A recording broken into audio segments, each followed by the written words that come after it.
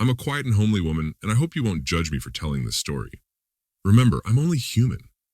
On a hot morning, while I was at home doing household chores, something unusual but fun happened. I usually clean my house quickly since I am often alone. My husband is at work, and my children are at school. I play music at full volume and move freely around the house, getting rid of the rags I carry. That particular morning, I was immersed in my work with the music echoing everywhere, and I didn't hear the doorbell.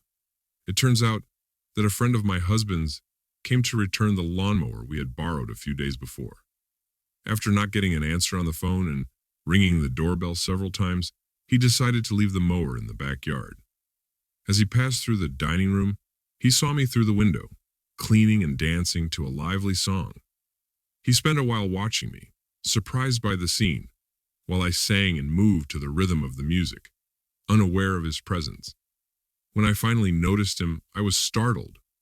I quickly covered myself with my hands, before putting on a nightgown and going out to see what was happening in the garden. When I saw him, I greeted him with surprise. "Hello, Alan. What were you doing at the window?" He explained that he had come to return the lawnmower and, since he got no response, assumed no one was home and left the machine in the yard.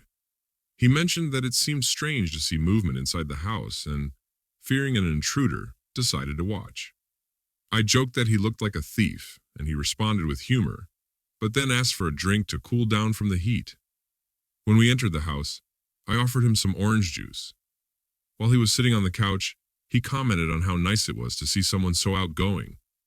He seemed a little worried, fearing that I would tell my husband about the situation. To reassure him, I promised I wouldn't. He then admitted that he was concerned about my reaction, but also confessed that he couldn't get the image of me so relaxed out of his head. I tried to downplay the situation, saying it wasn't a big deal, but he insisted, mentioning that he was surprised by some aspects of my appearance. Although I said he was exaggerating, he continued to insist on his admiration. When he changed the subject, it made me nervous. As he was getting ready to leave, I noticed that he was obviously excited, which provoked an intense feeling in me. Although it also made me a little embarrassed. I had never received so many compliments before, not even from my husband. From his expression, I knew he had noticed this. I mischievously commented that the toy soldier seemed ready for battle. Alan didn't hesitate and approached to give me a kiss, which left me stunned. My lips parted slightly and I let myself be carried away by the moment, something I wouldn't normally do. Suddenly, I knelt as if to ask for forgiveness. And what happened next was a big surprise. I couldn't believe what was about to happen. Even my husband couldn't surprise me as much as Alan had just done. I couldn't fully understand what was happening and felt torn between guilt and desire. Alan took my hand and lifted me up, distressed by the situation. His words were the most sincere I had ever heard, and soon he was kneeling before me, asking for forgiveness. I offered him my doll to play with, which seemed to ease his pain. I was delighted to be able to be an emotional support for Alan, although at some point, worry about being selfish with my husband arose. I didn't share my doll with him nor ask to borrow his toy soldier. However, this guilt disappeared as I immersed myself in the play with Alan. Our toys, his tin soldier and my doll, formed a perfect team as we played on the couch, experiencing emotions that felt like a roller coaster of fun. I felt at the top of a mountain, overwhelmed by new and surprising feelings. "Are you ready? Do you like how I play with you?" I asked. Alan replied enthusiastically, "Yes, I loved it. Let's play."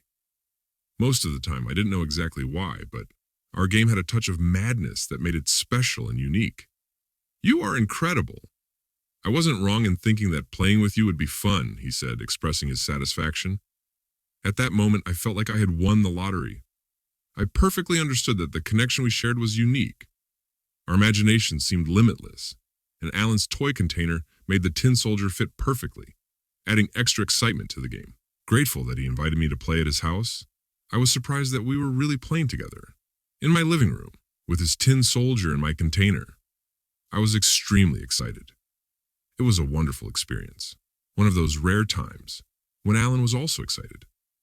He offered me a cup of natural yogurt that he had brought for me. We sat on the couch so I could savor that delight. The snack was so rich and creamy that I honestly loved it. It was the beginning of an unusual game with my husband's friend. After that extraordinary night, I found myself immersed in a new world that I had ignored for so many years. I had my toy container without exploring its possibilities, and now, like many of the best things in life, I discovered this world by pure chance. I don't intend to waste this opportunity in the future. It's surprising, isn't it? I look forward to your comments. Don't forget to subscribe, like, and share. It's free and helps me a lot. See you next time. Cheating Secret Podcast.